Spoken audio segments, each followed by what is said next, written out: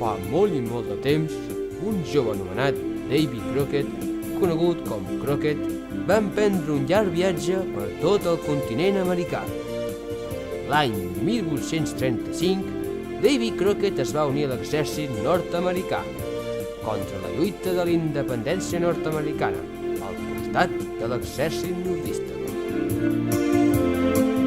Va ser representant al Congrés dels Estats Units per representar la seva regió, Tennessee.